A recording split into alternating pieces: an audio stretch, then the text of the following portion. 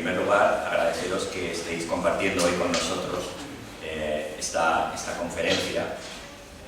Sabemos que el día no está muy agradable, ¿no? Así que os quiero agradecer que estéis aquí, que compartáis con nosotros la conferencia. Lo que he intentado hacer con esta conferencia, que trata el tema de la mujer en la historia de la literatura y de la creatividad, a fin de cuentas, he tratado ir a la raíz, ir al problema, ir al nacimiento y de alguna manera ver cómo eso evolucionó dentro de una cierta hostilidad o de una manifiesta hostilidad. Y para que entendamos mejor quiénes son las protagonistas que ahora están un poco más cercanas a nuestro mundo y de dónde viene toda esta lucha literaria, ¿no? Y todo este crecimiento literario, ¿no? Entonces, lo primero que voy a hacer, me voy a servir de unos libros, sobre todo El infinito en un junco, de Irene Vallejo, que es sensacional, Las olvidadas, de Ángeles Caso, Un cuarto propio, de Virginia Woolf, y luego también una historia de las hermanas Brontë, Todo ese fuego, Ángeles Caso. Todos estos libros los recomiendo vivamente porque son maravillosos, ¿no? Entonces vamos a empezar directamente con el estado de la cuestión. Quiero empezar con unas palabras que dice Virginia Woolf en Un cuarto propio. Este es un libro ensayístico donde Virginia Woolf habla de sus gustos, de cómo ve la literatura femenina, y en este ensayo habla ya desde un principio de la importancia que significa tener un cuarto propio. Y empieza diciendo: para las mujeres, pensé, mirando los anaqueles vacíos, esas dificultades han sido infinitamente más formidables. En primer lugar, tener un cuarto propio. De un cuarto quieto o de un cuarto a prueba de ruido, ni hablemos. Era de todo punto imposible, salvo que sus padres fueran excepcionalmente ricos o nobilísimos, hasta principios del siglo XIX. Como su escasa paga, que dependía de la buena voluntad de su padre, apenas bastaba para vestirlas, les estaban vedados esos alivios que proporcionaban a Keats o a Tennyson o a Carlyle, todos pobres. Una excursión a pie, un viajecito a Francia o el alojamiento ya privado, que por miserable que fuera, los defendía de los reclamos y tiranías familiares. Las dificultades materiales eran enormes y las inmateriales aún peores. Continúa un poco más adelante y dice: hemos llegado a los comienzos del siglo XIX y aquí por primera vez encuentro varios estantes dedicados enteramente a obras de mujeres. Pero, ¿por qué razón no pude dejar de preguntarme al recorrerla? ¿Serán, con muy pocas excepciones, todas novelas? El impulso inicial fue hacia la poesía. La fuente suprema del verso era una poetisa. En Francia y en Inglaterra las mujeres poetas preceden a las mujeres novelistas. Por otra parte, pensé, mirando los 4 nombres célebres, ¿qué tenía George Eliot en común con Emily Brontë? ¿No fracasó del todo Charlotte Brontë cuando quiso comprender a Jane Austen? Se va haciendo preguntas, salvo por el hecho tal vez significativo de que ninguna de ellas tuvo hijos. Sería imposible congregar en un cuarto a 4 caracteres más incongruentes, tanto que es tentador inventar una reunión y un diálogo entre ellas. Pero cuando escribía, alguna extraña fuerza hizo que escribieran novelas. Me pregunto si eso tendrá algo que ver con el hecho de pertenecer a la clase media. Si una mujer escribía, tenía que hacerlo en la sala común. Y como se hubo de lamentar Miss Nightingale con tanta vehemencia, las mujeres nunca tienen media hora que sea realmente de ellas. Siempre la interrumpían. Sin embargo, sería más fácil escribir prosa y novela en la salita que versos o un drama. Está diciendo, sería más fácil, por el tiempo del que podían costar escribir un poema, escribir un drama o una novela. Se requiere menos concentración. Hasta el fin de sus días Jane Austen escribía así. Cómo fue capaz de realizar todo esto, escribe su sobrino en sus memorias, es sorprendente, porque no tenía un estudio aparte, y mucha de su obra tiene que haber sido compuesta en la sala común, sujeta a toda clase de interrupciones. Debía cuidar que los sirvientes o las visitas, las personas que no fueran de su familia, no sospecharan su tarea. Jane Austen escondía sus manuscritos o los tapaba con un papel secante. Y luego más adelante, dice, pero qué imposible debe haber sido para ellas no moverse ni a la derecha ni a la izquierda, qué genio, qué integridad debe de haberse requerido para hacer frente a toda esa crítica en medio de esa sociedad patriarcal, para aferrarse sin retroceder a las cosas que venían. Solo Jane Austen lo hizo y es otro mérito, quizás mejor de cuantos tienen. Escribían como las mujeres escriben, no como los hombres. De los miles de mujeres que entonces escribían novelas, ellas solas despreciaron los consejos perpetuos del pedagogo. Escriban esto, piensen aquello. Solo ellas fueron sordas a esa voz persistente, ya rezongona, ya protectora, ya tiránica. Las mujeres novelistas deben solo aspirar a descollar por el valiente conocimiento de las limitaciones de su sexo. Esas palabras comprendían la situación, y cuando yo les diga que esta frase fue escrita no en agosto de 1828, sino en agosto de 1928, ustedes convendrán, me parece, en que por más divertida que sea ahora para nosotros, representa una opinión generalizada. No voy a remover esos charcos. Se habría precisado ser una muchacha muy animosa en 1828 para desoír todos esos desaires y reprimendas y promesas de recompensa. Era preciso ser bastante revolucionaria para decirse, pero no me van a comprar la literatura. La literatura debe estar abierta para todos. No le permito, por más bedel que usted sea, echarme del césped. Cierren su biblioteca si quiere, pero no hay puertas, ni cerraduras, ni cerrojo que cierre la libertad de mi espíritu. Estas son palabras de Virginia Woolf, un libro maravilloso de principios del siglo XX, y que ya tocaba este tema, que era un tema en sí complicado de enfrentar, la del cuarto propio, la de la autonomía, la de la libertad para la creación, para el pensamiento en definitiva. Ángeles Caso escribe este libro maravilloso, se llama Todo ese fuego, y cuenta la historia de las hermanas Brontë.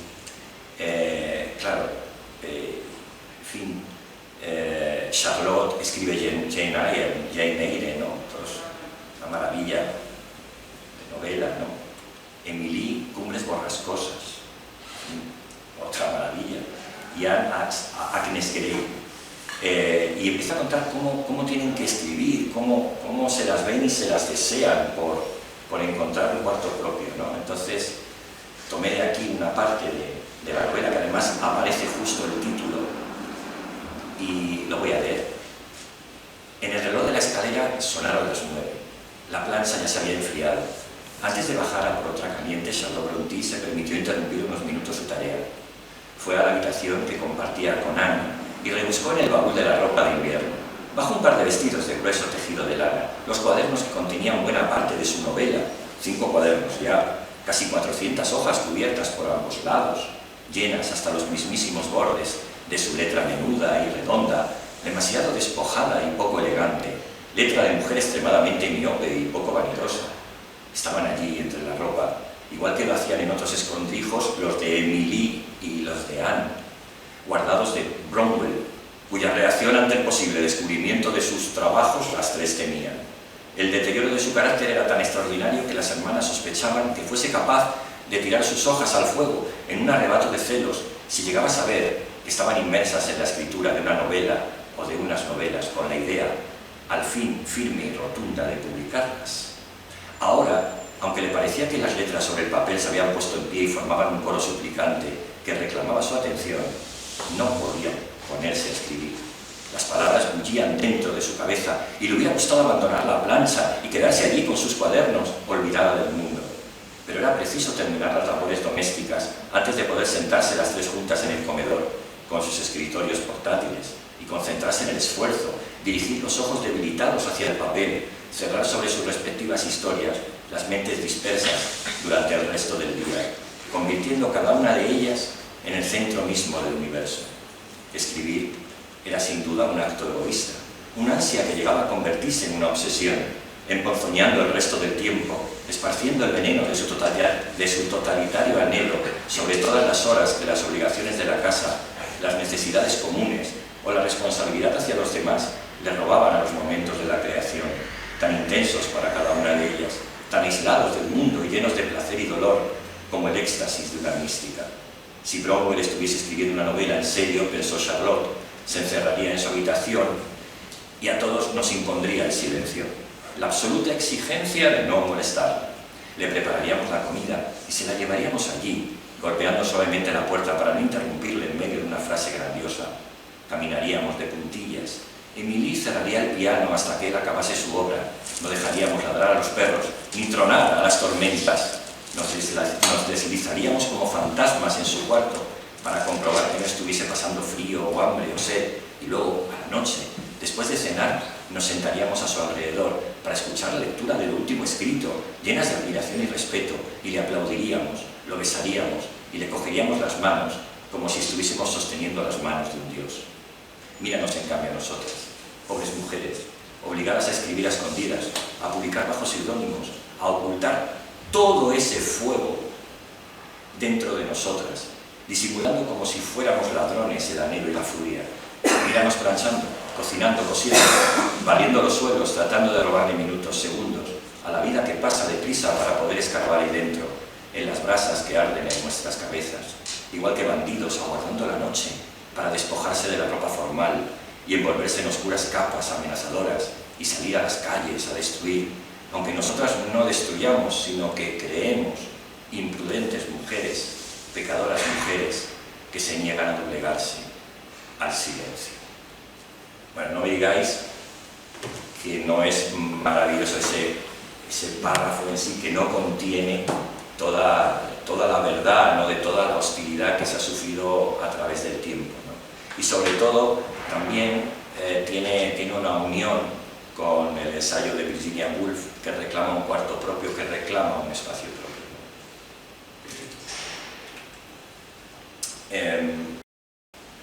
Ahora me gustaría empezar con Irene Vallejo. El libro es El infinito en un junco.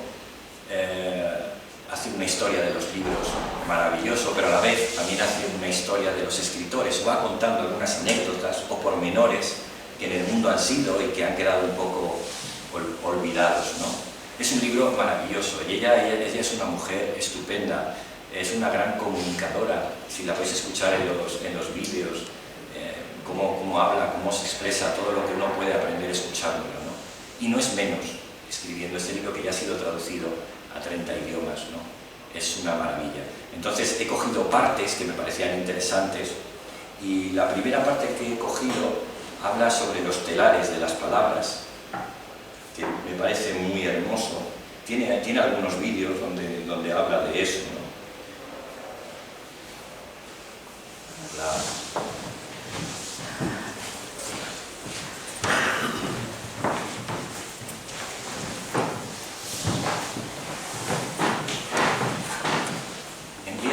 Hablando de esa idea de que escribir es como entrar dentro de un telar.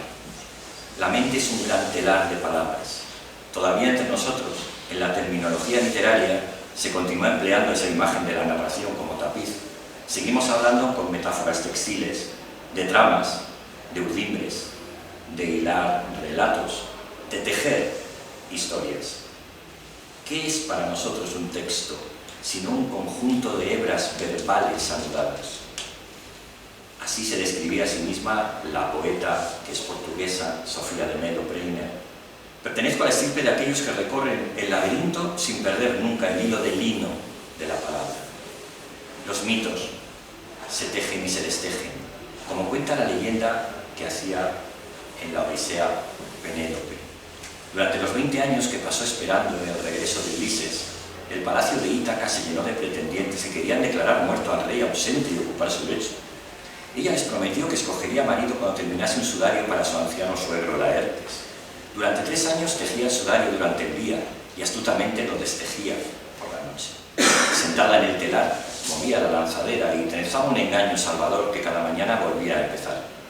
Los escritores antiguos comprendieron muy pronto que los caminos más fascinantes son aquellos que nacen en las grietas, en los puntos ciegos y en las manipulaciones del relato. ¿Penélope esperó finalmente a Ulises o lo engañó en su ausencia? ¿Helena estuvo o no estuvo en Troya? ¿Abandonó Teseo a Ariadna o fue raptada? Todas esas variantes coexistieron dentro de un enmarañado laberinto de la mitología. Aquella primitiva literatura europea nos legó ese gusto por la multiplicación de los puntos de vista, por las variaciones y por las lecturas, por las narraciones tejidas y destejidas una y otra vez. Siglo tras siglo, seguimos ovillando y devanando las leyendas que los griegos nos contaron en forma de calidoscopio ambiguo. Y ahora se va a contar el último capítulo de Joyce, en el que aparece Molly Bloom, que es como una especie de Penélope, que está tejiendo y destejiendo con la mente en una corriente de conciencia, que además está escrita sin puntos ni comas. Es una verdadera maravilla. En el Ulises de Joyce, la cantante Molly Bloom, una peculiar y deslenguada Penélope, expone su versión del mito en una larga frase sin puntuación, que no se cuenta por líneas sino por páginas, más de 90, y salpicada por obscenidades. El libro se cierra con un atropellado monólogo íntimo, mientras yace en la cama junto a su marido. Recuerda la infancia en Gibraltar, sus amores, su maternidad, el deseo, cuerpos, voces, lo inconfesable. La última de las palabras de la novela le corresponde a ella, y es la palabra sí. Penélope puede desplegar al fin un erotismo rotundo, afirmativo. Primero le rodeé con los brazos, sí, y le atraje encima de mí para que él pudiera oler mis pechos, todos perfume, sí, y el corazón le corría como loco, y sí, dije sí, quiero sí. Acaba con esa afirmación la novela de Joyce, es una Penélope afirmativa, ¿no? Y termina este capítulo diciendo: las leyendas proceden de un mundo arcaico, pero nuestro telar volvemos a trenzarlas con hebras nuevas. Por mucho que se empeñe Telémaco en gobernar las palabras sin poner silencio, le dice a su madre: tú no debes hablar en el consejo, tú no debes dar tu opinión, tú solo a tus cosas. Telémaco le dice eso en la Odisea. Tarde o temprano nacen versiones del mito desde el punto de vista de Penélope y las demás mujeres, las tejedoras de historias. Incluso me ha hecho pensar mucho esta historia de Penélope, porque al igual que ahora se está descubriendo que el caballo de Troya no era un caballo, sino que el caballo de madera era como llamaban a los barcos, y lo que entró allí no fue un caballo, sino un barco de regalo, donde estaban escondidos dentro del barco, tenía más sentido. ¿No sería posible que Penélope también fuera una de las escritoras que tejía y destejía en su escritura, contando todo lo que está sucediendo? Podemos abrir esa grieta, ¿no? Podríamos abrir esa grieta. Después de este telar urdido, ¿no? Empezaríamos con el comienzo de la literatura, y lo aborda de la siguiente manera. Aborda lo siguiente: la historia de la literatura empieza de forma inesperada. El primer autor del mundo que firma un texto con su propio nombre es una mujer.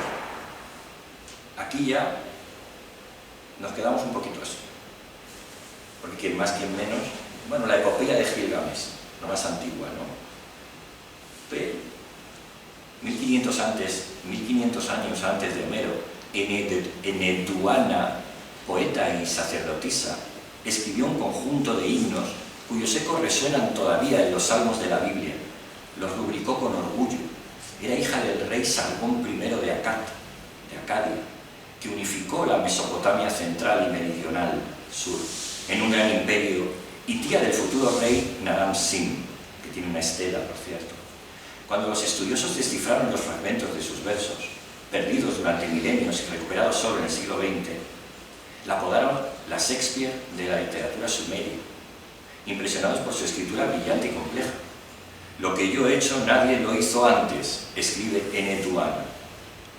También le pertenecen las más antiguas notaciones astronómicas.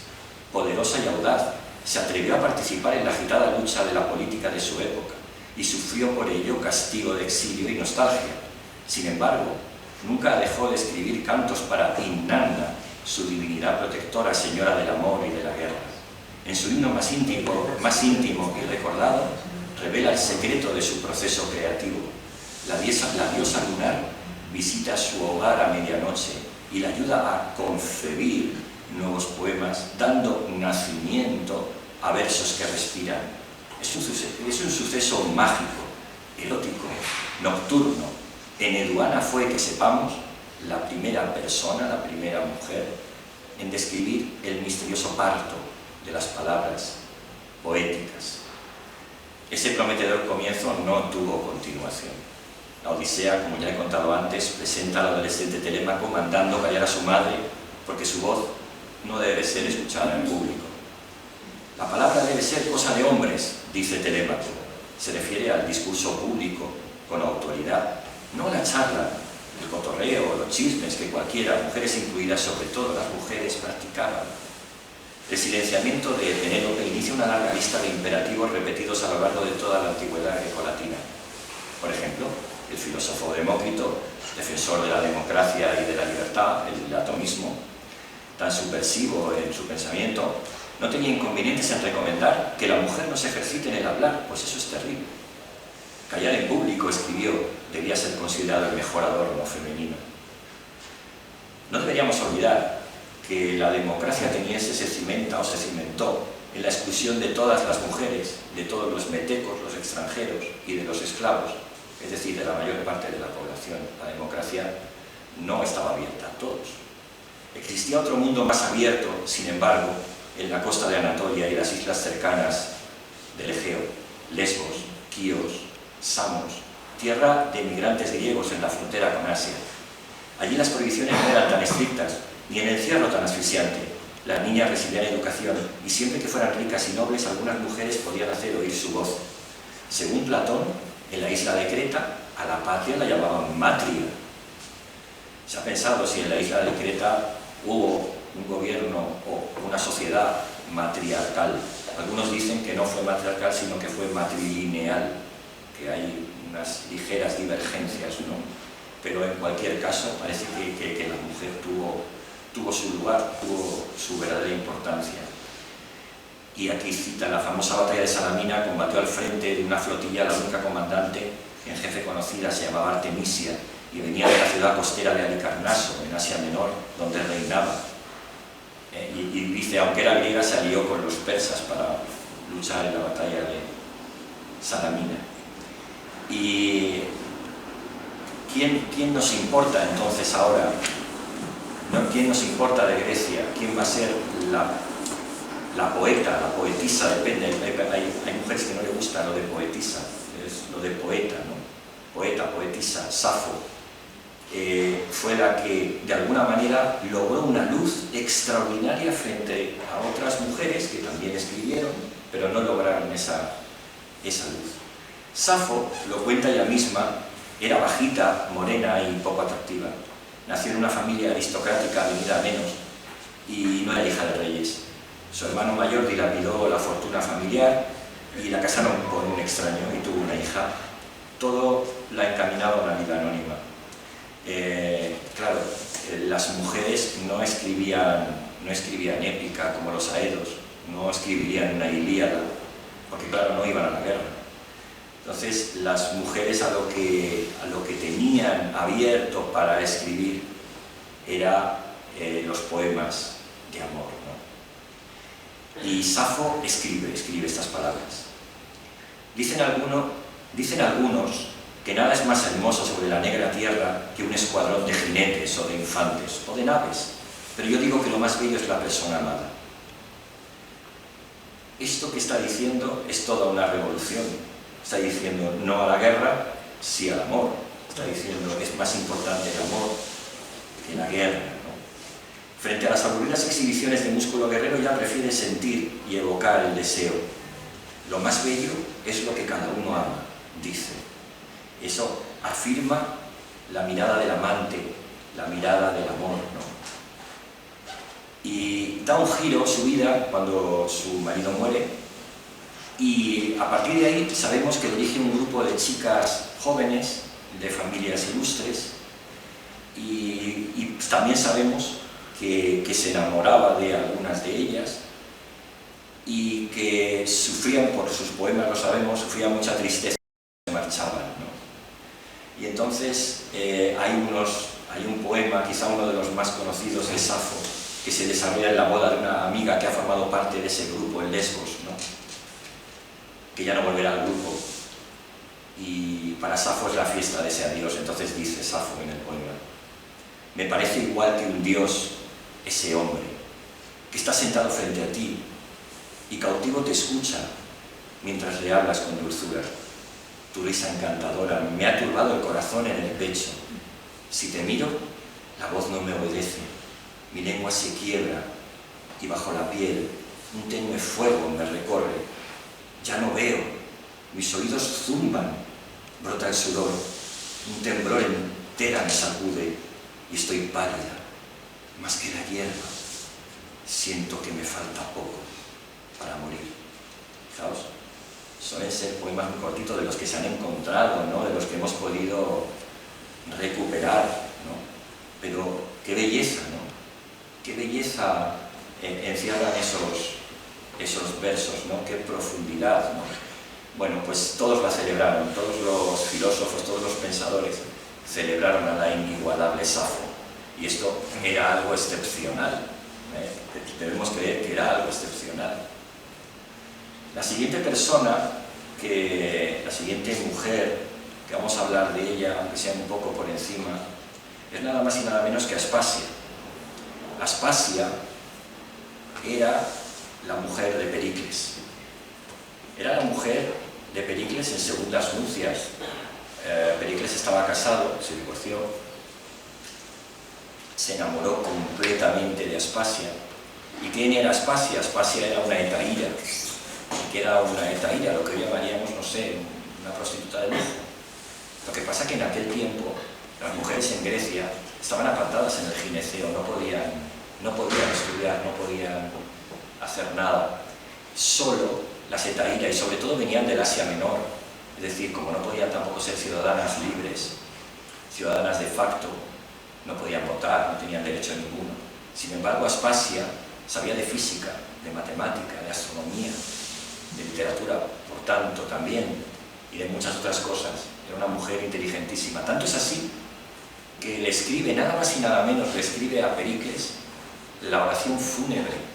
En esa oración fúnebre, Pericles, Aspasia, habla de democracia, de lo que es la democracia, y habla de los pueblos, y habla de la igualdad de sus semejantes, y el discurso hace que Pericles vuelva a su lugar de poder. Era una mujer admirada, pero también criticada, muy criticada, porque en aquellos tiempos, si ya era que admitir que una mujer podía tener tal sabiduría, que encima se dieran besos en plaza pública y encima fuera una hetaíra, o sea, aquello era terrible, ¿no? Y hubo muchos desmanes por culpa de eso, y le criticaban constantemente a Pericles, que también tuvo que sufrir, marcharse de su ciudad, Atenas, ¿no? El exilio, el ostracismo que hacían con el óstraco, ¿no? Bueno, y al final muere Pericles, pero vive en una historia de amor donde la cultura, donde ella va a ayudar a la cultura, donde va a escribir y donde de alguna manera va a tener una relevancia.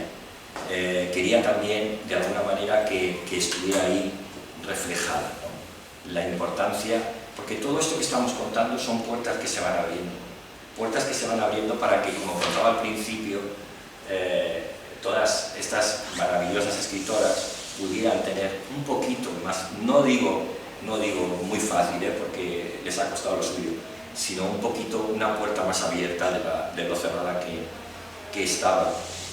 Y por último, nombrar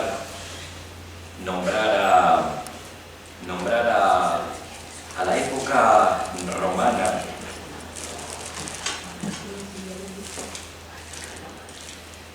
En un capítulo que ella llama Añicos de voces femeninas, que es un capítulo extraordinario, dice dice lo siguiente, habla de una mujer que va a escribir y que va a hacer unos poemas hermosísimos, se llama Sulpicia, sería en latín Sulpicia, ya sabemos que Cicerón no era Cicerón, era Quíquero, la C no se puede usar como K, pero bueno, Sulpicia, voy a decir Sulpicio. Y dice lo siguiente, en un paisaje de sombras, ella, Sulpicia, tiene cuerpo, presencia, voz, es un caso único en Roma. Una joven independiente y culta que insiste en su derecho al amor. Una poeta de cuya vida y sentimientos habla ella misma con sus palabras, sin mediaciones masculinas. Sulpicia vivió en el siglo dorado del emperador Augusto. Su madre era hermana de Marco Valerio Mesala Corvino, un poderoso general y mecenas literario. En la mansión de su tío conoció a algunos de los poetas más aclamados de la época, como Ovidio, que fue desterrado luego a Tracia por sus amores, que escribió libros de amores y de arte de amar, o Tibulo. Favorecida por la riqueza y el parentesco, Sulpicia se atrevió a escribir poemas autobiográficos. Los únicos versos de amor escritos por una mujer romana en la época clásica que han llegado hasta nosotros. En sus poesías habla una voz femenina que reclama algo muy poco común en la época, libertad y placer. Convencida de que podía permitirse cualquier atrevimiento, se queja de la vigilancia que ejerce sobre ella su tío, llamándolo, con ironía y descaro, el pariente de Salmán. Son solamente 6 los poemas de Sulpicia que nos han llegado, 40 versos en total, 6 episodios de su pasión por un hombre al que llama Cerinto. Queda claro que no es el novio elegido por la familia, por el contrario, sus padres y su tío tutor temen que se acueste con él. Ella misma dice que algunos sufren ante la sola idea de que sucumba, dejándose llevar a una cama innoble. Seguramente Querinto pertenezca a otro mundo, a otra clase social, quizás incluso sea un liberto, quién sabe. En cualquier caso, no parece ser un pretendiente adecuado para Sulpicia, algo que no preocupa en absoluto a la joven. Si sufre, y a veces sufre, es por otras razones. Por ejemplo, se reprocha a sí misma su falta de valor, siente angustia porque el lastre de su educación le impide mostrar su deseo. El poema de Sulpicia que vamos a leer ahora es una declaración pública, provocadora y desafiante de sus sentimientos. Dice así: al fin llegaste, amor. Llegaste con tal intensidad que me causa más vergüenza negarte que afirmarme. Cumplió con su palabra, amor. Te acercó a mí, conmovido por mis cantos, te trajo amor a mi regazo. Me alegra haber cometido esta falta, revelarlo y gritarlo. No quiero confiar mi placer a la estúpida intimidad de mis notas. Voy a desafiar la norma. Me asqué a fingir por el qué dirán. Fuimos la una digna del otro, que se diga eso. Y la que no tenga su historia, que cuente la mía. ¿Qué os parece? Directa, ¿no? Directa.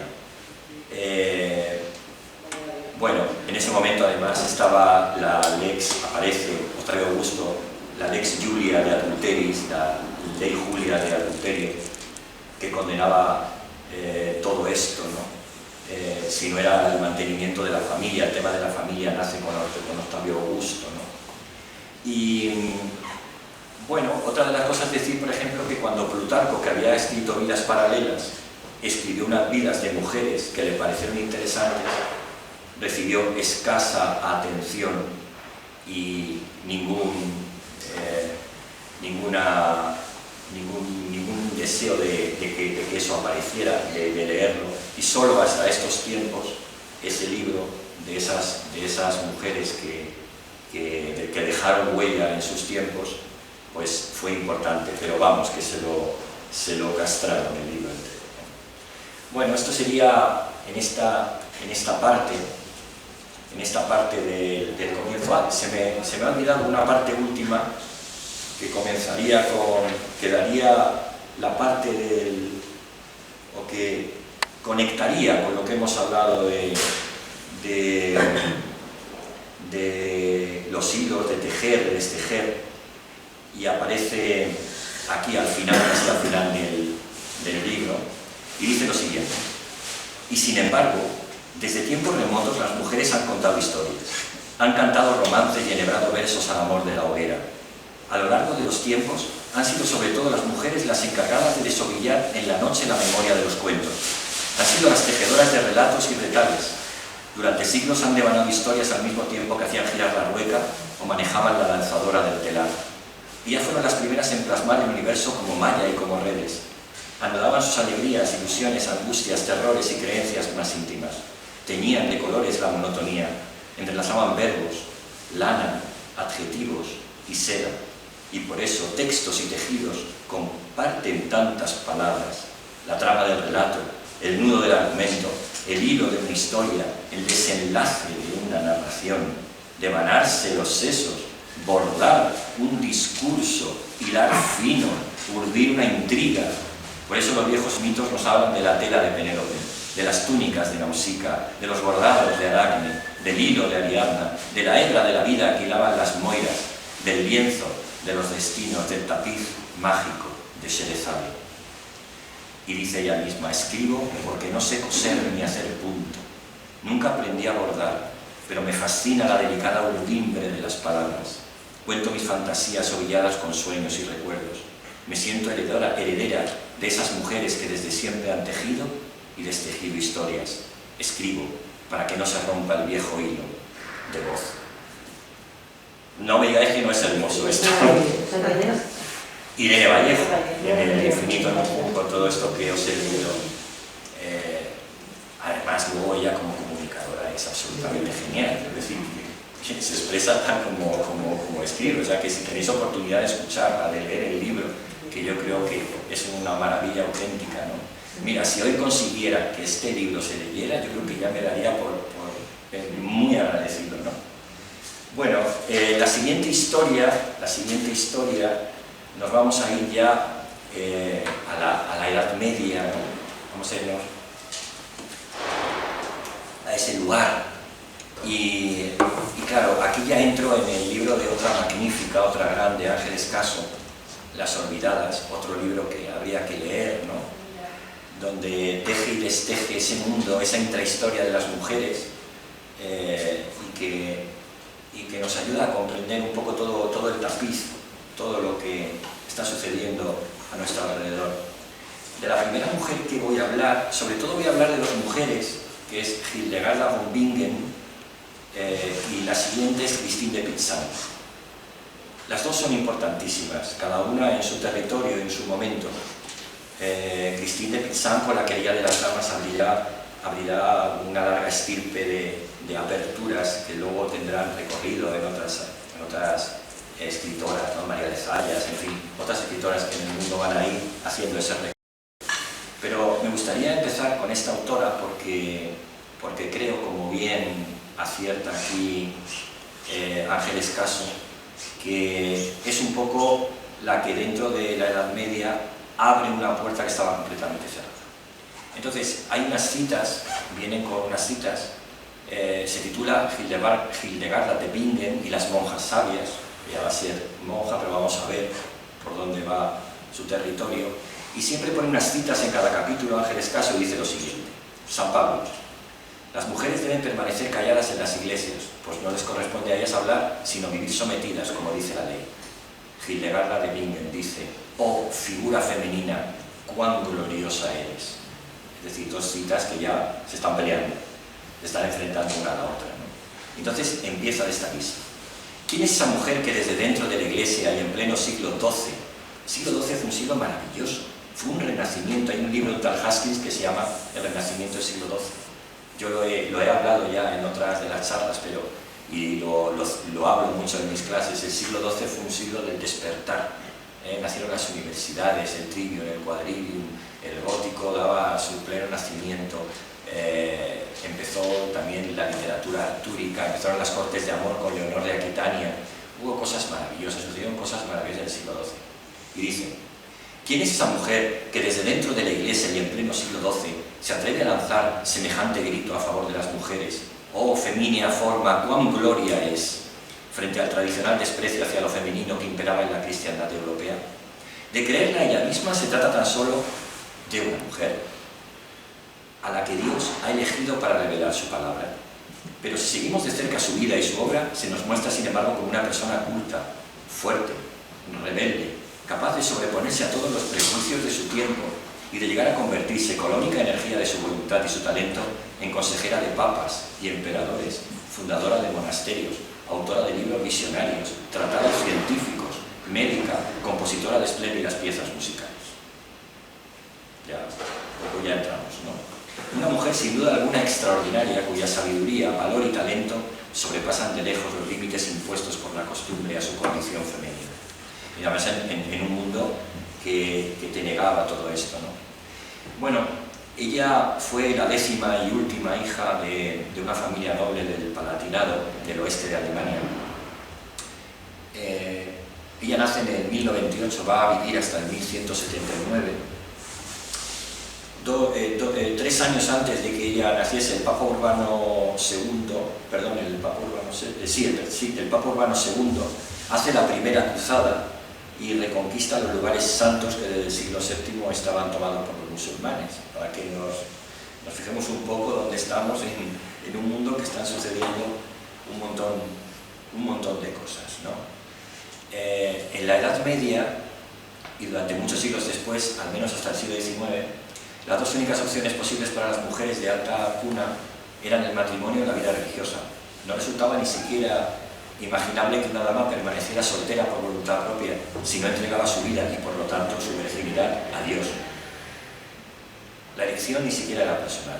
Los progenitores se ocupaban de decidir el futuro de las hijas, casi siempre desde que eran muy pequeñas. En particular el pater familias, quien según las leyes tenía toda la autoridad y toda la responsabilidad sobre su descendencia. Es decir, que ya desde el principio todas las mujeres, como antaño, tenían un poco orientada su existencia.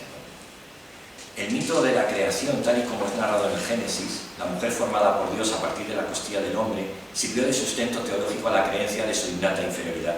El varón no debe cubrirse la cabeza, dice el apóstol en una de sus cartas a los Corintios, San Pablo.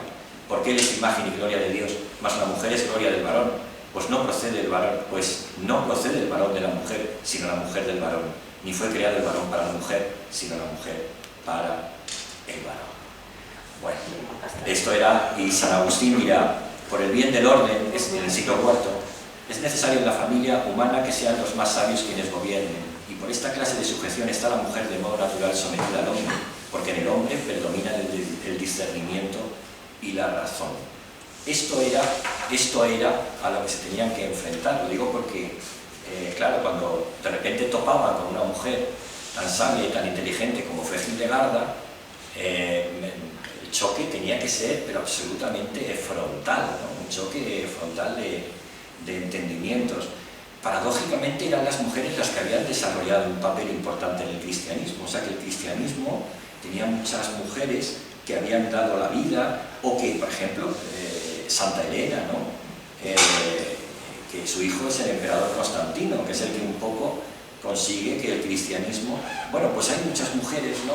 Y sin embargo, estaba siempre detrás esta historia que un poco, bueno, pues era todo un desacierto, ¿no? Tradicionalmente se ha considerado que todas esas tareas de transmisión del conocimiento y creación de un lenguaje artístico propio habían sido solo masculinos. Las investigaciones más recientes han puesto, sin embargo, de relieve el papel de las mujeres en el ámbito intelectual y artístico de los monasterios, e incluso fuera de ellos, porque en muchos lugares de Europa durante la Alta Edad Media, mientras los hombres se dedicaban a guerrear y despreciaban todo lo que no tuviera que ver con las armas y la caza, las mujeres nobles aprendían al menos a leer, para poder así tener acceso a los libros de devoción. Las crónicas recogen ejemplos de rechazo masculino a la cultura, como sucedió cuando la hija del rey español Teodorico trató de educar a su hijo y su pueblo se lo impidió, alegando que el conocimiento de las letras afeminaba a los hombres. Es decir, imaginaos cómo estaba el cotarro. Pero es que en Roma, antes cuando hablábamos de Roma, eran las mujeres las que enseñaban verdaderamente la cultura a sus hijos. Y para eso único era lo único que les dejaban los hombres, los romanos, ¿no? Y en Grecia ocurría igual, tanto que, bueno, en Grecia era peor todavía, porque la mujer no tenía ni siquiera ese derecho a lo que tenían los que iban a enseñar a los chicos, ¿no? Bueno, tenemos también, por recordar y continuar con el camino de Egeria, de Hildegarda, tenemos una mujer, Egeria, abadesa en el siglo IV, en Galicia. En el año 381 hace un peregrinaje a Tierra Santa, y hace un viaje larguísimo, y va dejando notación de todo lo que está viviendo y se lo va mandando a las monjas de Galicia, y lo va haciendo con una inteligencia y una sabiduría que es de destacar, ¿no? En latín, y va contando todo lo que se va encontrando, ¿no? También en ese momento, en este siglo XII, habría que destacar a una tal Eloísa y Abelardo, una mujer que también va a aprender filosofía de manos de Abelardo, se van a enamorar, van a tener ahí una historia que sale, en fin, en las películas.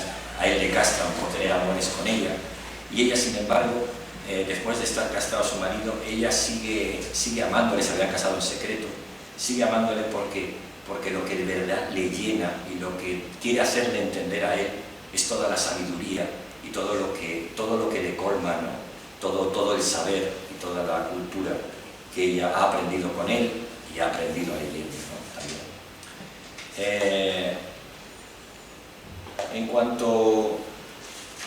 cuanto a Hildegarda, sabemos que tomó los hábitos con 14 o 15 años, y sin embargo es a partir de los 38 años cuando empezamos a saber de ella. Las mujeres solían morir a los 36 en esa época. Se convierte en abadesa y escribe un libro que se llama Esquilias, que es más o menos, conoce los caminos, que es un libro bastante abierto, con bastantes dones de sabiduría, donde ya le muestra, ya desde un principio, que tiene una sabiduría sin igual.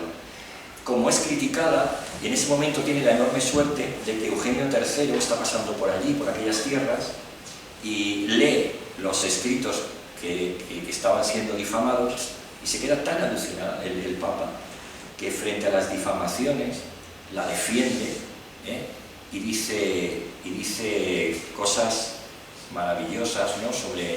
sobre ella. Dice: nos te felicitamos y nos dirigimos a ti para que sepas que Dios se resiste a los soberbios y da su gracia a los humildes.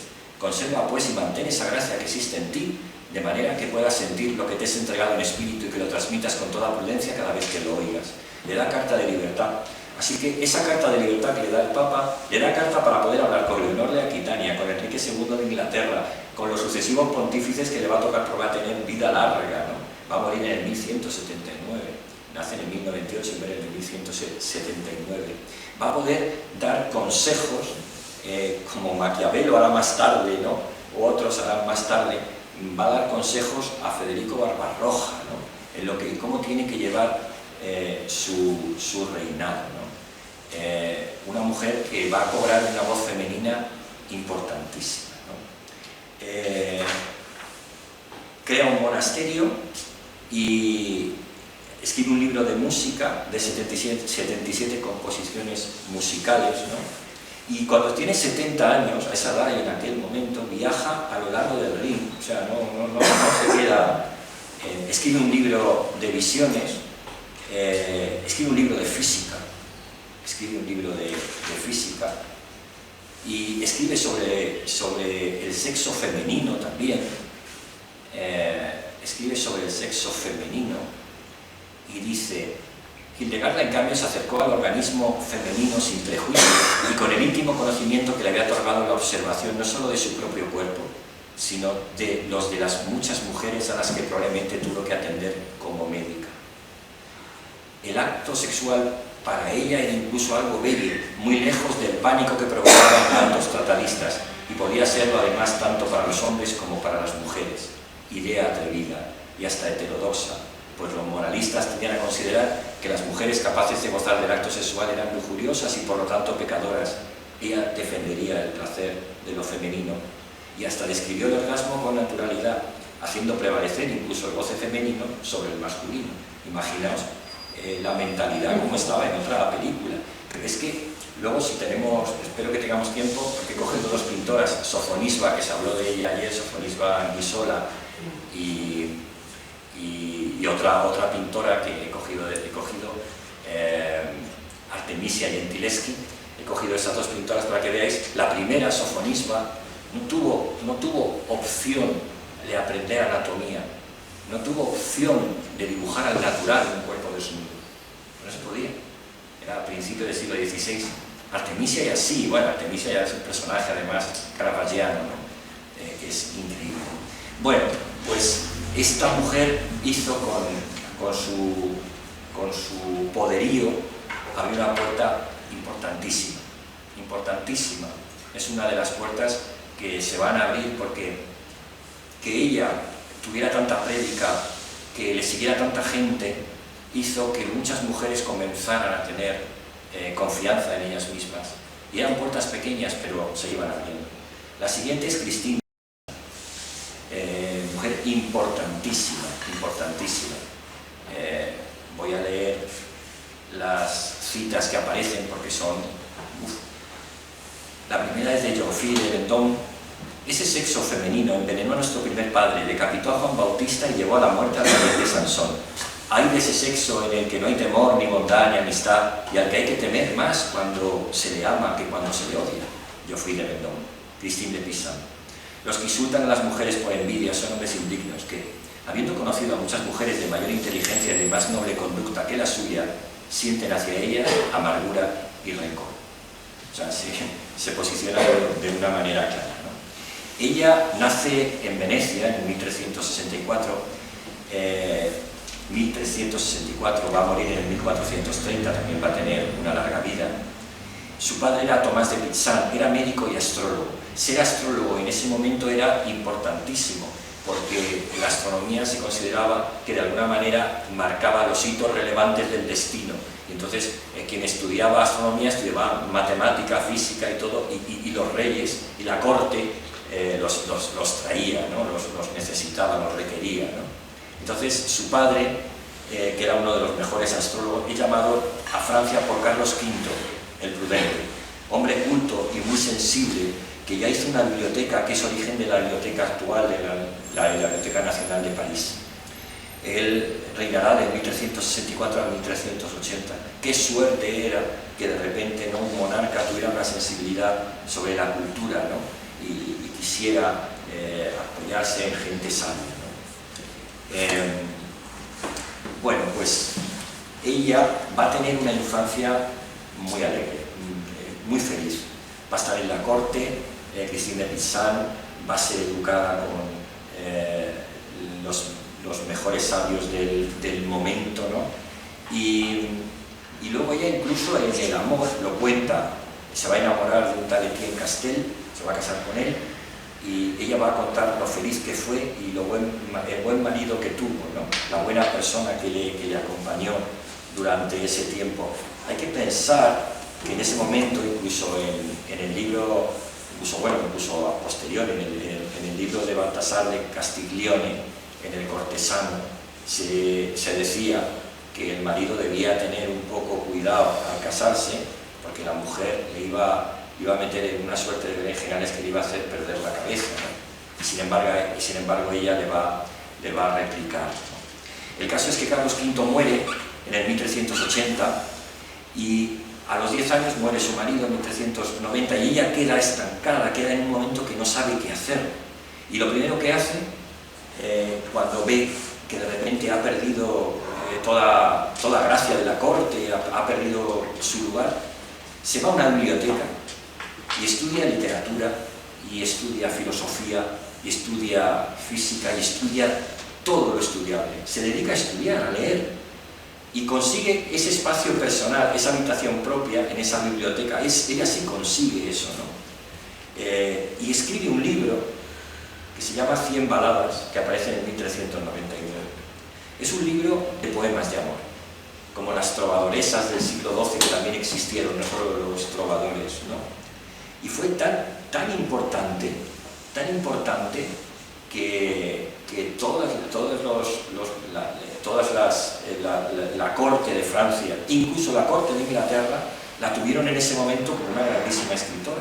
O sea, fue su salvación, pudo por ahí escapar y seguir hacia adelante. Hay una nota que cuenta Ángeles Caso, hablando del siglo XII, hablando de Pizan, pero hablando de otra que había escrito otro tipo de poemas y no de amor en el siglo XII, que era María de Francia, que escribió Hipposet, fábulas inspiradas en Esopo, y que luego La Fontaine le copió tal cual a María de Francia. Solo decirlo porque tuviéramos esa nota al margen, ¿no? Triunfa con la poesía, pero no se queda ahí. sigue estudiando y se convierte en historiadora y tratadística de la política y la moral. Y en un momento dado, en 1401, inicia una cosa que se va a llamar la querella de las damas y que va a tener una notoriedad total. Resulta que hay un autor, Jean de Maine, que recoge un texto que ya existía, se llama Le Roman de la Rose, el libro de la Rosa, muy conocido, y resulta que lo continúa. Había escrito una parte por Milon de Logis y él continúa la segunda parte, pero la segunda parte se mete todo el tiempo con las mujeres, todo el tiempo, y eso hace que Christine de Pizan coja el testigo y le conteste, ¿no? Bueno, por ejemplo, el Jean de Maine dice: bien y sensato es el que toma mujer en matrimonio, pues la vida en tal estado es difícil y penosa a causa de las disputas y las peleas, que son resultado de la necedad y del orgullo de las mujeres, y va metiendo mucha caña, ¿no? Pizan enseguida toma la pluma y le responde: que no se me impute como locura, arrogancia o presunción el hecho de atreverme yo, una mujer, a responder y contradecir a un autor tan sutil, cuando él, un hombre solo, se ha atrevido a difamar y a reprobar sin excepción a todo un sexo. Y luego le dirá: oh sabio, sutil, en el entendimiento filosófico, está siendo irónica, ¿no? Elegante en la ciencia, rápido en la bonita retórica y la sutil poética. Me has escrito cartas llenas de injurias, reprochándome mi sexo femenino, al que consideras apasionado por naturaleza, movido por la locura y la presunción. Y le recuerda la noble memoria y continua experiencia de muy grandes multitudes de mujeres valiosas. Bueno, pues escribe un libro que se llama La ciudad de las damas. Este libro, maravilloso. En ese libro, ella lo que hace es recopilar las mujeres importantes que en el mundo han sido, mujeres reales, mujeres míticas, y tratar temas, abordar temas que están en ese momento con un relato impuesto, pero que es un relato falso, ¿no? Un relato impuesto, ¿no? Vencedor. Y entonces, en uno de ellos, reflexiona sobre el matrimonio y va, claro, aquí habla con la razón, es como un libro un tanto alegórico, donde ella tiene una serie de disputas, ¿no? Y le va diciendo: ¿habrá que creer si tanta gente lo dice, que en el matrimonio? Y ella dice, le responde así: te aseguro que las disensiones no se dan en todos los matrimonios. Hay parejas que viven en armonía, llevándose ambos con amor y fidelidad, tranquila y razonablemente. Hay maridos malos, pero los hay honrados, excelentes y prudentes. Las mujeres que se los encuentren han nacido con buena estrella y deben agradecer al cielo tanta felicidad. Esto lo sabes muy bien por tu propia experiencia, porque tuviste tan buen marido que no podrías haber elegido otro mejor. En tu opinión, nadie estuvo a su altura, tan leal y bondadoso, capaz de tanta dulzura y tierno amor. Y ahora que muerte te lo ha robado, el duelo sigue habitando tu corazón. Bueno, ahí está hablando con la razón, habla a sí misma, intenta entrar en una suerte de diálogo. Esta querella fue importantísima.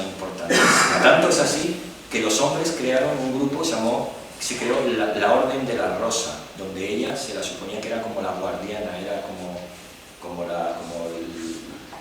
la mandamás de todo el grupo, ¿no? Y esos hombres lo que hacían era defender cualquier ataque a la mujer que se diera, como se había dado con John de Maine. O sea que tuvo, fijaos, la apertura y la importancia. Tanto es así que en el 1404 el duque de Borgoña le hace un encargo excepcional, que escriba un libro de historia de Carlos V el Prudente, el que había traído a su padre, ¿no? Y escribe el libro de los hechos y buenas costumbres de Carlos V. Ella escribe un libro de historia importantísimo, y ella es la requerida, ¿no? Donde habla del poder, habla de los derechos del monarca, no habla simplemente de historia, sino que también esboza una crítica. Y bueno, y el tema de la ciudad de las damas va a ser capital para todo lo que viene a posteriori.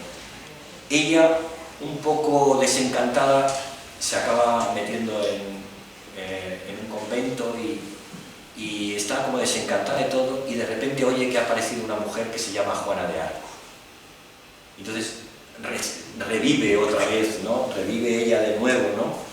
Y dice, ¿cómo es posible? Ha salido una mujer que está combatiendo en esto de la guerra de los 100 años y está siendo batalladora, ¿no? Y está moviendo a que los franceses se sepan defender, ¿no? Y escribe,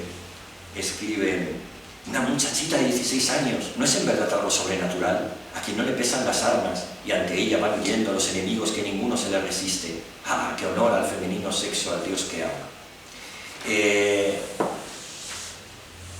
Sin embargo, va a morir antes de que sepa que Juana de Arco, después de conseguir la victoria, va a ser quemada en la hoguera por una suerte de traiciones. Es un final un poco triste, ¿no? De puertas que se abrían a puertas que se cierran, ¿no? Otra vez de nuevo. En cuanto al humanismo, es decir, se han abierto unas puertas. Hay que destacar que hubo una cantidad de mujeres que van a abrir y que van a constituir la parte medular también de la cultura, pero que luego van a ser acalladas, ¿no? Por la propia historia. Antes de ir tocando algunas, simplemente decir que Isabel la Católica va tomando una serie de determinaciones en su reino que van a provocar que la cultura sea algo importante, ¿no? Y por tanto va a considerar ella que tiene que hacer que eso sea factible, ¿no? Y dice lo siguiente sobre Isabel la Católica. Desde el comienzo de su reinado, Isabel demuestra ser una mujer interesada por los asuntos culturales y artísticos, en parte por afición personal y en parte también porque la fama de reina letrada, mecenas y coleccionistas servía para aumentar su prestigio, especialmente ante las cortes europeas. Ya hay prestigio de la cultura, esto también es importante, ¿no? Dice, así inauguró una tradición que luego continuarían los monarcas de la Casa de Austria, creando un patrimonio artístico enriquecedor. Hizo levantar edificios, la Catedral de Granada, San Juan de Reyes en Toledo, Santo Tomás de Ávila, el Palacio de los Monasterios de Guadalupe, hospitales en Toledo, Santiago de Compostela, el estilo isabelino. Encargó y coleccionó numerosas pinturas, Roger van der Weyden, Juan de Flandes, a los que llamó también como retratistas, valiosísimos tapices, piezas de orfebrería. Favoreció mediante leyes protectoras el desarrollo de la reciente industria de la imprenta, aunque también es cierto que abonó la censura, ¿no?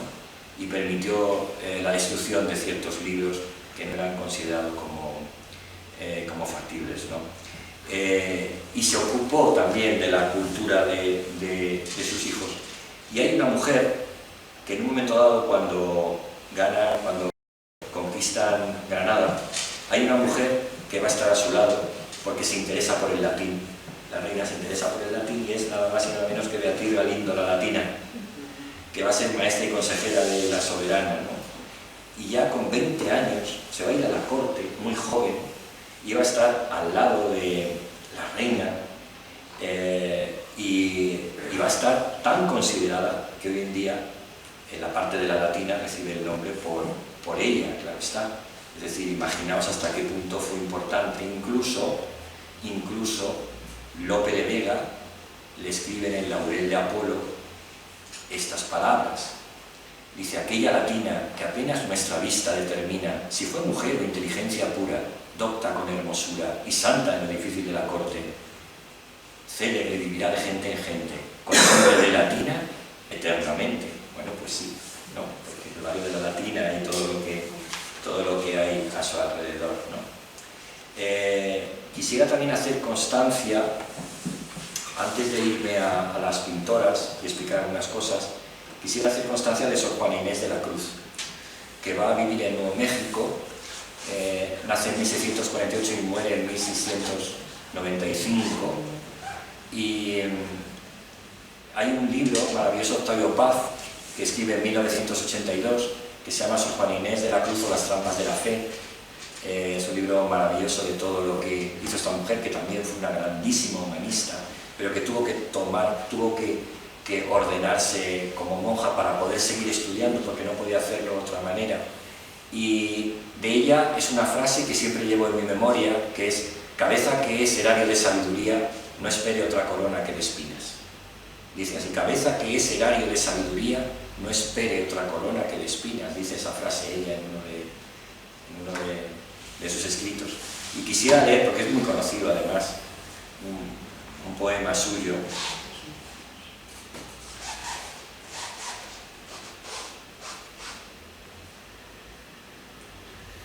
Una redondilla. Hombres necios que acusáis a la mujer sin razón, sin ver que sois la ocasión de lo mismo que culpáis. Si con ansia sin igual solicitáis su desdén, ¿por qué queréis que obren bien si la incitáis al mal? Combatís su resistencia y luego con gravedad decís que fue liviandad lo que hizo la diligencia. Parecer quiere el denuedo de vuestro parecer loco, el niño que pone el coco y luego le tiene miedo. ¿Queréis con presunción necia hallar a la que buscáis para pretendida Taís y en la posesión Lucrecia? ¿Qué humor puede ser más raro que el que, falto de consejo, él mismo empaña el espejo y siente que no esté claro?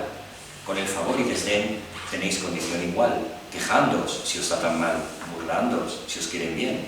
Siempre tan necios andáis que con desigual nivel a una culpáis por cruel y a otra fácil culpáis. Pues ¿cómo ha de estar templada la que vuestro amor pretende, si la que es ingrata ofende y la que es fácil enfada? Mas entre el enfado y pena que vuestro gusto refiere, bien haya la que no os quiere y quejaos, enhorabuena. Dan vuestras amantes penas a sus libertades alas y después de hacerlas malas, las queréis hallar muy buenas. ¿Cuál mayor culpa ha tenido en una pasión errada la que cae derrogada o el que ruega decaído? ¿O cuál es más de culpar, aunque cualquiera mal haga, la que peca por la paga o el que paga por pecar?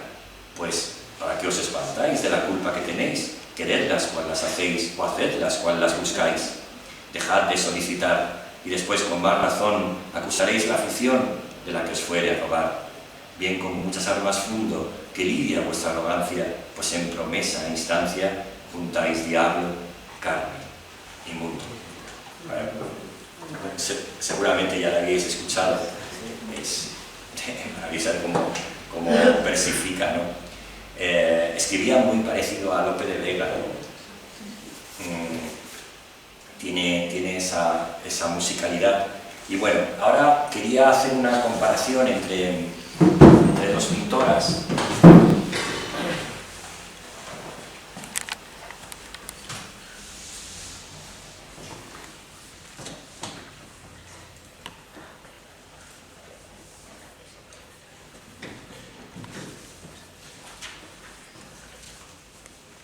Las dos pintoras de las que quiero hablar son Sofonisba Anguissola y Artemisia Gentileschi. Esta primera que estáis viendo aquí, que es un autorretrato, es Sofonisba Anguissola. Contaros un poco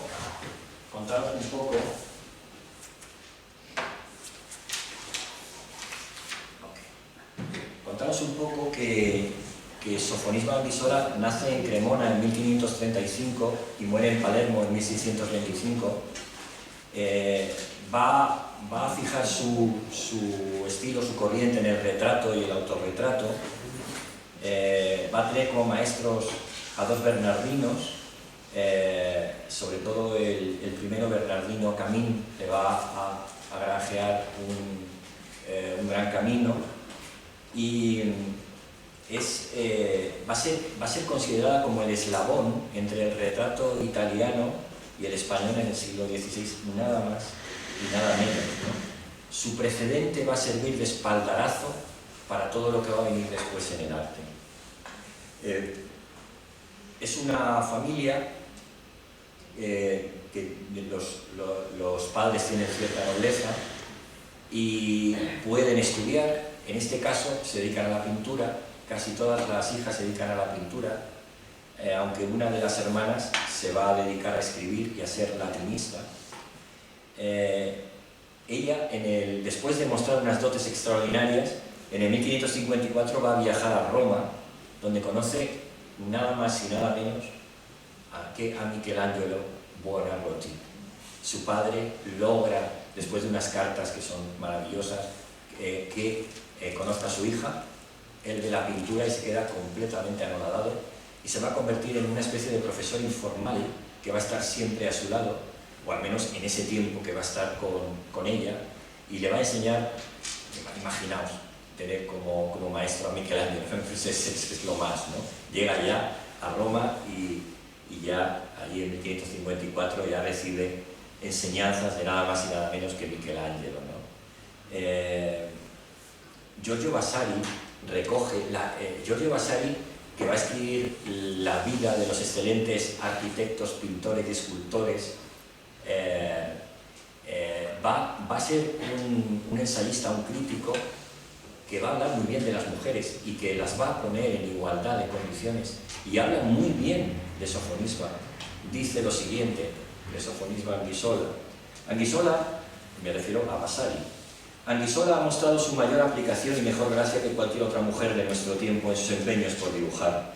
Por eso ha triunfado, no solo dibujando, coloreando y pintando la naturaleza y copiando excelentemente de otros, sino por ella misma, que ha creado excelentes y muy bellas pinturas.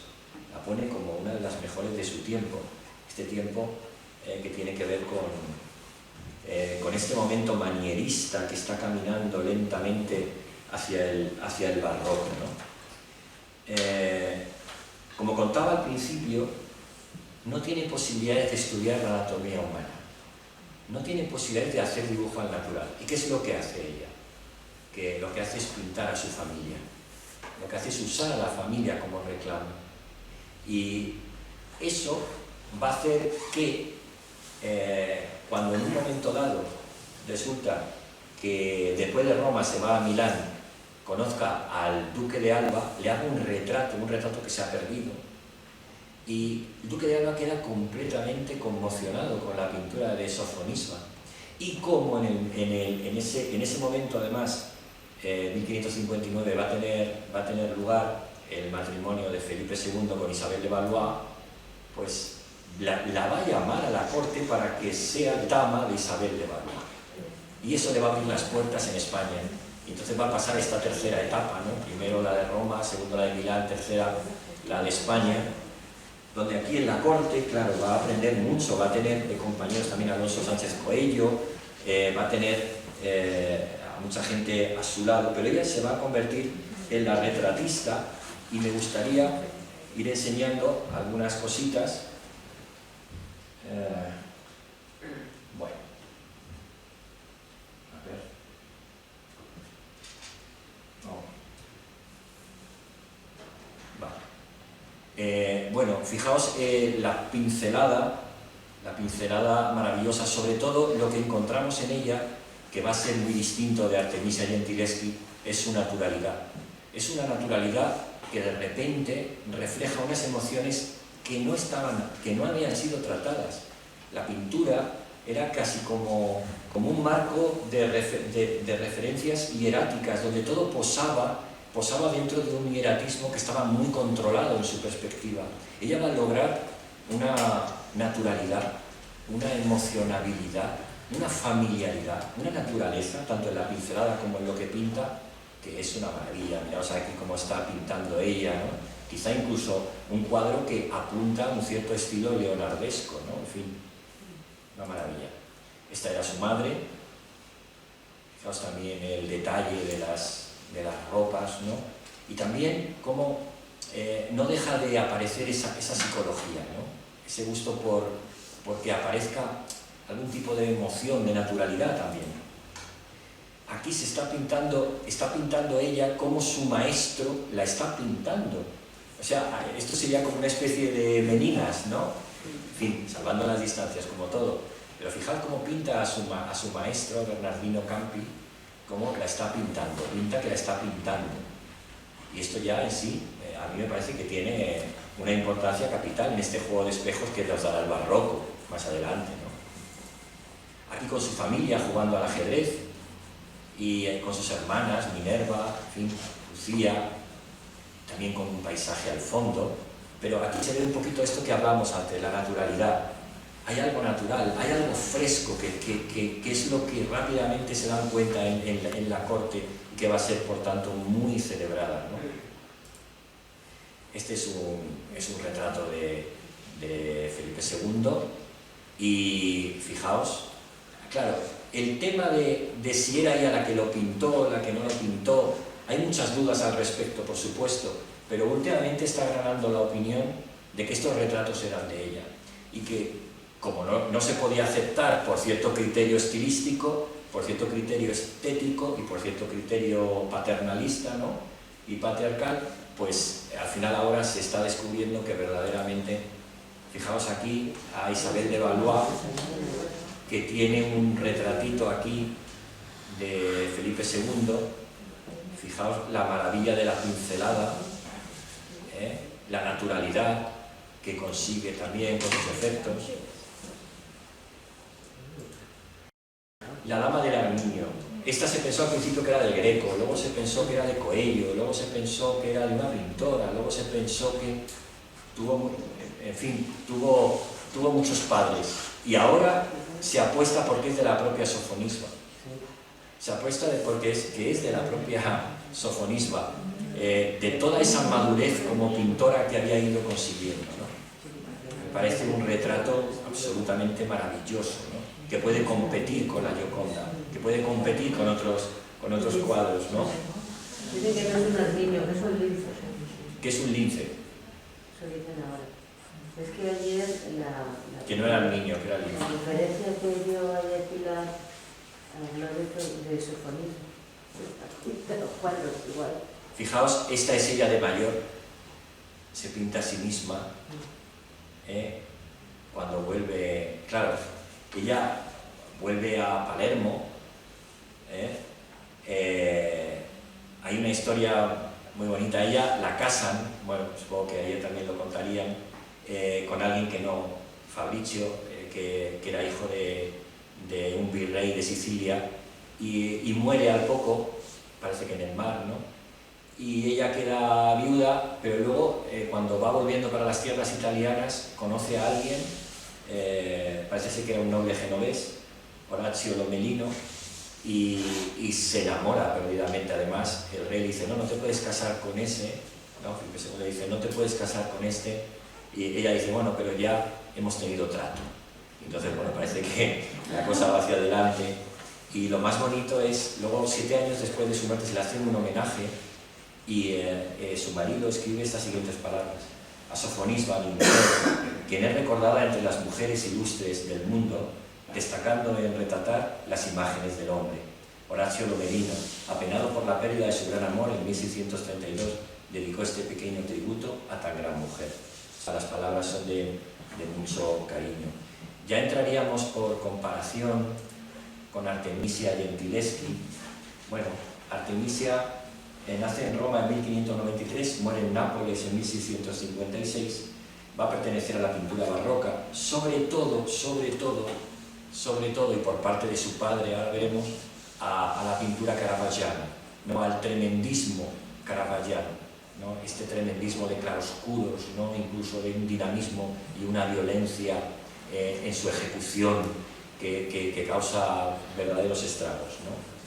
El taller de su padre, Orazio Gentileschi, pertenecía a una escuela romana de Caravaggio, o sea que su padre trabajaba ya a Caravaggio, y aprende de su padre la técnica del dibujo y el fuerte naturalismo de Caravaggio. La diferencia que tenemos con Sofonisba es que Sofonisba, bueno, no tuvo esa corriente genética, si se quiere decir así, y Artemisia sí. Serán célebres sus pinturas de personajes femeninos como Lucrecia, Belsabé, Judith, Cleopatra. Pero ocurre una desgracia en 1611, cuando tenía 18 años. Agostino Tassi, una persona que trabaja con su padre como ayudante en los encargos que tiene de pintura, una persona que ya parece que es una persona oscura, que ha venido de una galera, que ha sido castigado, es un personaje, la viola. Entonces ella en vez de callarse, ¿no?, el padre y ella deciden llevarlo a juicio, pero el juicio en aquel tiempo pues tiene muchos agujeros, ¿no? El caso es que cuando ya casi van a liberar a Agostino Tassi aparece la hermana, y la hermana me cuenta que no, que ya lo ha hecho con otras personas y tal, y eso da un poco más de credibilidad. Aún así, le dan a elegir si quiere galeras durante 3 años o quiere estar 3 años fuera de Roma. y entonces él al final decide ir a Roma, pero por dimes y diretes al final se quedan unos meses fuera de Roma, o sea, como si no hubiera pasado nada. Ella, bueno, pues después de todo lo que ha sufrido y cuenta que tiene que contar todo lo que ha pasado en un juicio, en fin, queda muy tocada por todo lo que sucede alrededor y se va a Florencia, y allí se va a convertir en la primera mujer miembro de la Academia de las Artes del Diseño en Florencia. O sea, ya se le va a ver un potencial. Es una mujer que, a pesar de haber sufrido lo que ha sufrido, no se va a arredrar y va a luchar absolutamente, ¿no? Después de eso se va a ir a Venecia en 1621 y conoce allí a Sofonisba. En Venecia conoce a Sofonisba ya cuando ya es muy mayor, Sofonisba, ¿no? Que la tiene como alguien maravilloso, ¿no? Luego irá a Nápoles, y allí recibirá encargos de pinturas al fresco en una iglesia de Nápoles, y al fin, casi de su vida, su padre, con el que no estaba nada bien, había quedado algunas cosas no muy bien explicadas de lo que había sufrido de la violación, está trabajando en Londres y se ve impedido para terminar el trabajo que se le ha mandado y le pide ayuda a la hija, y la hija va y le ayuda a terminar esos frescos que van a aparecer en la casa de la reina, en la Queen's House, que son unos frescos maravillosos, ¿no? Ella, mayormente su estilo va a ser histórico-religioso, va a ser muy realista, va a tener una atmósfera dramática, unos claroscuros caravaggianos, ¿no? Y toda esa violencia. Aquí ella se pone como alegoría de la pintura, se está pintando a sí misma, pintando un poco como hizo Sofonisba, ¿no? Y ya vemos ahí su pincelada, una pincelada muy suelta pero muy directa.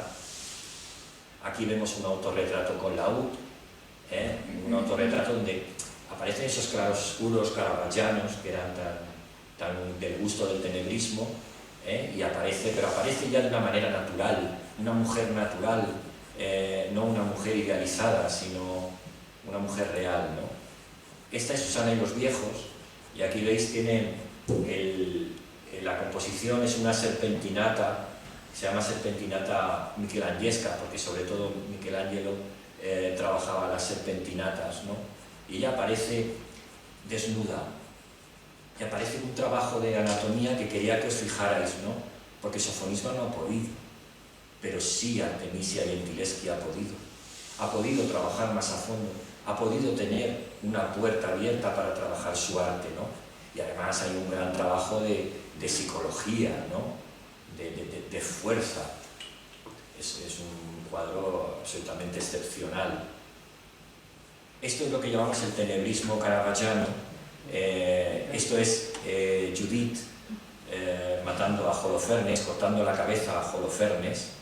El otro día estuve enseñando a Botticelli en la clase de arte del Renacimiento, y Botticelli tiene un díptico donde aparece Judith, que se va con su criada, la criada lleva las manos en la cabeza, pero vamos, tampoco no nos causa. Y el otro díptico es los amigos de Holofernes que entran en la tienda y ven a Holofernes muerto, que encima es un joven con un cuerpo esplendoroso, que no se le ve la cabeza, pero que tampoco causa nada, ¿no? Y sin embargo, fijaos el cambio, aquí Artemisia es capaz de retratar incluso en su tiempo se quejaron de que conociera tanto la sangre, ¿no? De que dominara tanto el tema de la sangre, cosa que siendo mujer, pues en fin, no tenía tampoco mucha explicación que no. Bueno, fijaos, es tremendo. Bueno, aquí es María Magdalena, fijaos cómo no solo trabaja la escena violenta, sino también cómo es capaz de trabajar los silencios, los descansos, una atmósfera más tranquila, los detalles, las transparencias de la ropa, en fin, y también, fijaos también todo lo oscuro y la cortina roja, ¿no? que le da un apéndice importante, pero sobre todo el rostro, ¿no? El rostro de ella que está descansándose, ¿no?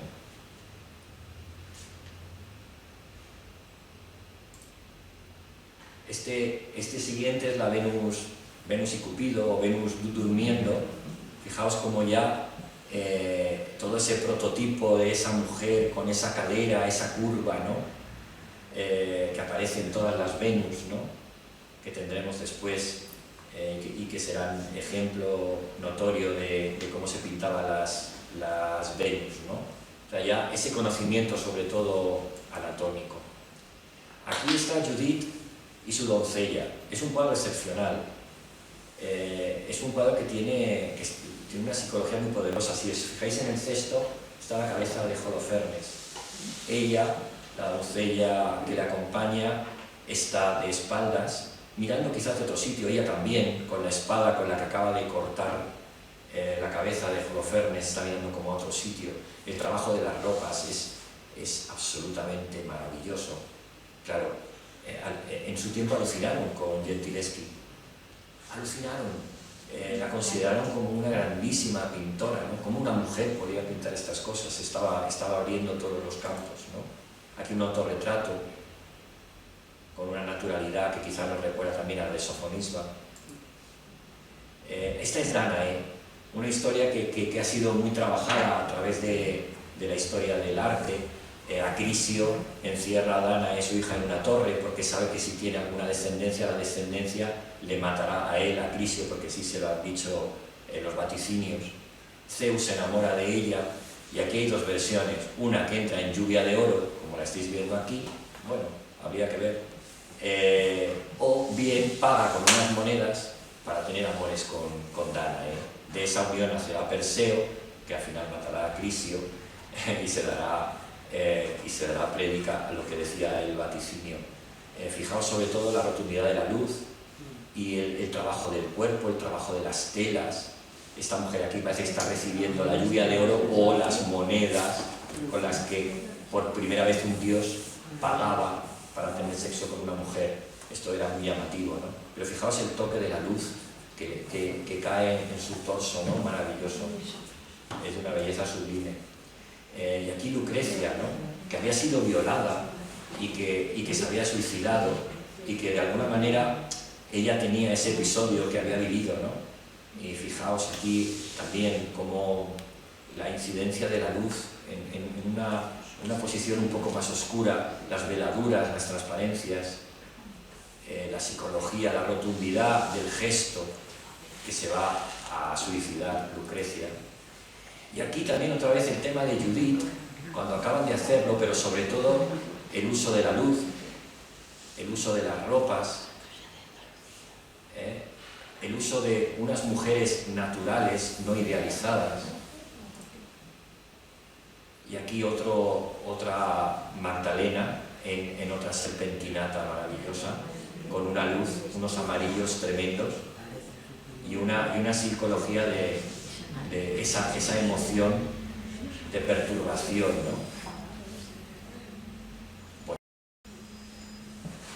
Bueno, pues quería que tuviéramos una noción de cómo fueron los principios, de la dificultad que entrañó llegar a esa pintura, o de la dificultad que entrañó abrir tantas puertas para que luego, poco a poco, se fuera abriendo el camino con Shelley, con Jane Austen, con las hermanas Brontë, con Mary Wollstonecraft, que escribió sobre los derechos de la mujer ya muy tempranamente, con tantas mujeres que fueron batallando porque se normalizara y por fin se pudiera tener una habitación propia, por fin se pudiera tener un cuarto propio, lo que implicaba tener la suficiente libertad y la suficiente autonomía como para poder ser creadora, para poder dar al mundo todo aquello que había nacido ya en su propia entraña, ¿no? Y bueno, esto era lo que pretendía. Yo lo dejaría aquí. Si tenéis alguna pregunta y yo puedo contestarla, pues estaré encantado.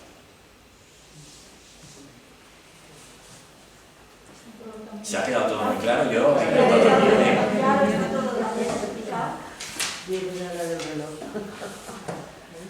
No, que de las fotos primeras, algunas las reconocemos, pero hay otras yo por lo menos que no las reconozco. Si nos dijeras las mujeres que había... De las que había ahí, sí. que recuerde, cogía a Agatha Christie, cogía a Carmen Martín Gaite, José Montero, cogía a Isabel Allende, de las antiguas, cogía a Virginia Woolf, cogía a Safo, que aparece con... Safo está idealizada, por supuesto, porque no hay ninguna imagen como contaban al principio. ¿La del mosaico? La del mosaico. Sí, efectivamente. Otra, que aparece así como del siglo Mary Shelley. 17, 18. Mary Shelley. Y Agatha Christie también. Mary Shelley, que es la escritora de Frankenstein, Hay que una lo hemos que es visto así en el como muy romanticismo. lánguida, de negro, una que es como muy lánguida, los ojos así grandes, lánguida, no sabes qué te digo. George Sand, creo que te refieres a George Sand, que se puso nombre de hombre, el romanticismo, y que tuvo amores con Chopin, fue increíble, ¿no? Una mujer muy sabia, muy inteligente, que supo abrir camino en el romanticismo, ¿no? ¿Quién más? No sé, ahora mismo. Emilia Pardo Bazán, Gloria Fuertes ha aparecido por ahí. Isabel Allende, Almudena Grandes. La que va vestida de época con mucha perla. Esa, que es Está guapa. sentada con un vestido así. Está en un escritorio, es como un cuadro, como si fuera blanco y negro, ¿verdad? ¿No? Esa que se ve sentada y el escritorio enfrente. Es que ella va muy enjollada. También ha sido difícil porque yo a quién cojo, digo, iba cogiendo un poquito. Está también Puerto Gas, ¿no? Sí, Y Rosa Regaz también está. Claro, era complicado. Intentaba, sobre todo, que fuera una especie como de que se entendiera como que para que llegaran todas estas maravillosas escritoras, algo, nada, aquí. ¿Se entiende así? Rosa Montero. Había surgido toda esta lucha anterior, ¿no? Donde las mujeres lo habían pasado muy mal y donde por fin se iban abriendo puertas de a poco, ¿no? De a poco se van abriendo puertas y de a poco se van humanizando la historia. Carmen Posadas. sí, Carmen Posadas, sí, Carmen Posadas. Carmen Posadas, ahí estaba. Bueno, pues nada, pues un placer.